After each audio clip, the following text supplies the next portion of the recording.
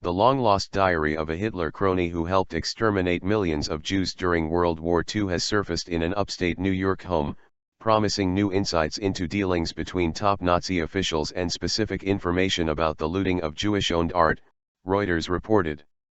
Some 400 pages from the diary of Alfred Rosenberg could offer new details about meetings Rosenberg had with Hitler and other Nazi leaders, including Heinrich Himmler and Herman Goering.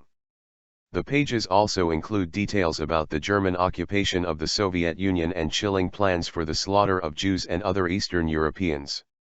The diary vanished after the war crimes trials, and only recently turned up in papers held by a one-time secretary to a Nuremberg prosecutor.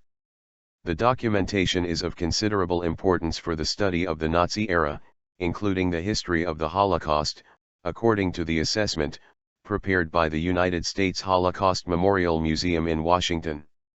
A cursory content analysis indicates that the material sheds new light on a number of important issues relating to the Third Reich's policy. The diary will be an important source of information to historians that complements, and in part contradicts, already known documentation.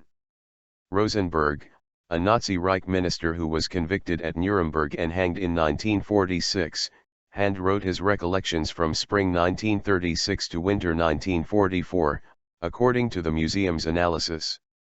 Among the insights into the German High Command are details about the crisis caused by Rudolf Hess's flight to Britain in 1941, and the looting of art throughout Europe, according to Reuters. The recovery will be announced this week at a news conference in Delaware held jointly by officials from the U.S. Immigration and Customs Enforcement, Department of Justice and Holocaust Museum. Rosenberg directed the Nazi Party's Foreign Affairs Department, edited the Nazi newspaper and directed the systematic Nazi looting of Jewish art, cultural and religious property throughout Europe. Several memos he wrote directly to Hitler were entered into evidence at Nuremberg.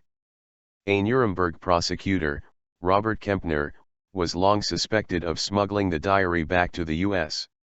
Indeed, Kempner cited a few Rosenberg diary excerpts in his memoir, and when he died in 1993 at age 93, legal disputes about his papers raged for nearly a decade between his children, his former secretary, a local contractor and the Holocaust Museum.